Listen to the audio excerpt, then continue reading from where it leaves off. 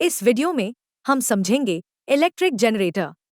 Electric generator एक device है जो मैकेनिकल एनर्जी को इलेक्ट्रिक एनर्जी में कन्वर्ट करती है। इलेक्ट्रिक जनरेटर का यूज होम्स और इंडस्ट्री में लार्ज करंट प्रोड्यूस करने के लिए किया जाता है। आइए अब समझते हैं कि इलेक्ट्रिक जनरेटर कैसे काम करता है। एक इलेक्ट्रिक जनरेटर में एक रेक्टेंगुलर कॉइल होती है जिसे दो परमानेंट मैग्नेट के बिटवीन प्लेस किया जाता है। इस कॉइल को हम ABCD नेम देंगे। कॉइल के एंड्स दो रिंग्स R1 और R2 से कनेक्टेड होते हैं। ये रिंग्स इनर साइड से इंसुलेटेड होते हैं, यानी कि इनके थ्रू करंट पास नहीं हो सकता। दो कंडक्टिंग स्टेशनरी ब्रशेस B1 और B2 रिंग्स R1 और R2 के साथ प्लेस किए गए हैं। ब्रशेस के आउटर एंड्स गैल्वेनोमीटर के साथ कनेक्टेड है, जो कि सर्किट में फ्लो होने वाले करंट को शो करता है। दोनों रिंग्स R1 और R2 इंटरनली एक्सल के साथ अटैच्ड है। एक्सल को रोटेट करने के लिए मैकेनिकल एनर्जी की जरूरत होती है, जिसके लिए एक्सल को आउटर एनर्जी सोर्स से कनेक्टेड किया गया है।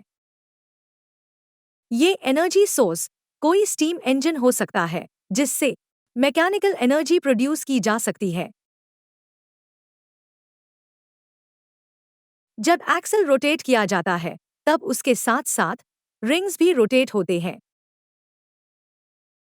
अब क्योंकि रेक्टेंगुलर कॉइल रिंग्स के साथ अटैच्ड है तो कॉइल भी रिंग्स के साथ रोटेट करता है।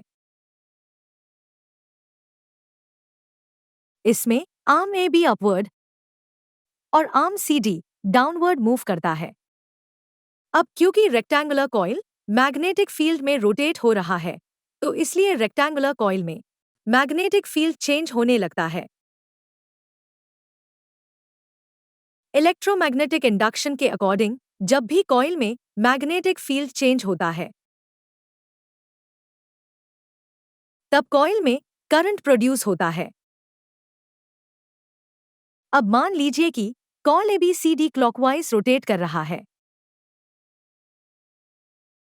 Fleming's right hand rule apply करने पर हम पाते हैं कि फोर्स अपवर्ड एक्ट कर रहा है, magnetic field left to right act कर रहा है और करंट की डायरेक्शन A to B है। सिमिलरली अगर हम Fleming's right hand rule CD segment पे अप्लाई करें तो हम देखते हैं कि फोर्स डाउनवर्ड एक्ट कर रहा है, magnetic field left to right act कर रहा है और करंट की डायरेक्शन C to D है। अब रेक्टेंगुलर कॉइल में करंट की डायरेक्शन ABCD होगी। एक्सटर्नल सर्किट में current B to B1 flow कर रहा है। हाफ रोटेशन के बाद आर्म CD अपवर्ड मूव करता है और आर्म AB डाउनवर्ड मूव करता है। ऐसा होने के कारण दोनों आर्म में इंड्यूस्ड करंट की डायरेक्शन चेंज हो जाती है। करंट की डायरेक्शन चेंज होने पर कॉइल में करंट की डायरेक्शन DCBA हो जाती है। अब एक्सटर्नल सर्किट में करंट की डायरेक्शन B1 से B2 होती है। हर एक हाफ रोटेशन के बाद रेक्टेंगुलर आर्म्स में करंट की पोलैरिटी चेंज होती है।